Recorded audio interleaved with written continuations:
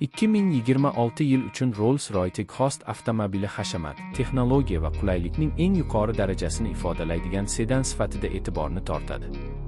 Rolls-Royce Ghost doimiy ravishda o'zining sokin harakati, kuchli dvigateli va premium ichki dizayni bilan mashhur bo'lib kelgan.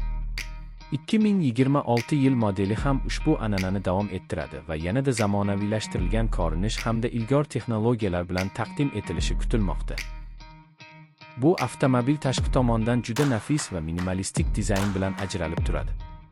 Old qismida mashhur Pantheon radiator panjarasi, o'tkir LED faralar va silliq chiziqlar avtomobilga yanada jozibador ko'rinish beradi.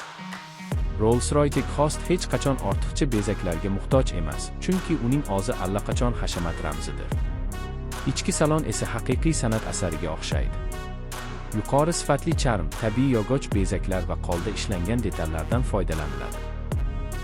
Yo'lovchilar uchun maksimal qulaylik yaratish maqsadida o'rindiqlar massaj, isitish va sovutish funksiyalari bilan jihozlangan bo'lishi mumkin. Shuningdek, ichki yoritish tizimi Starlight effektiga ega bo'lib, tunda yulduzli osmonni eslatadi. 2026 Rolls-Royce Ghost dvigateli kuchli va 12 yoki yangi avlod gibrid tizimi bilan taqdim etilishi mumkin. Bu avtomobil juda og'ir bo'lsa ham, harakatlanishi nihoyatda sokin va silliq bo'ladi. Rolls-Royce'ning mashhur Magid Tarpet Ride texnologiyasi yo'l notekisliklarni deyarli sezilmas darajaga olib keladi.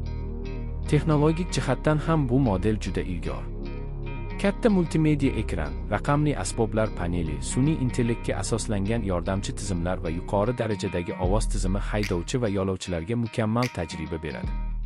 Avtomobil ichidagi shovqin izolyatsiyasi esa deyarli to'liq jimlikni ta'minlaydi. Xavfsizlik tizimlari ham eng so'nggi standartlarga javob beradi. Avtomatik tormoz tizimi, adaptiv cruise control, yo'lni ushlab turish assistenti va 360 darajali kamera tizimi haydovchiga maksimal yordam beradi. Umuman olganda, 2026 Rolls-Royce Ghost faqatgina transport vositasi emas, balki boylik, status va mukammallik ramzi sifatida ko'riladi. Bu avtomobilni haydash emas, balki uni his qilish alohida bir tajriba hisoblanadi.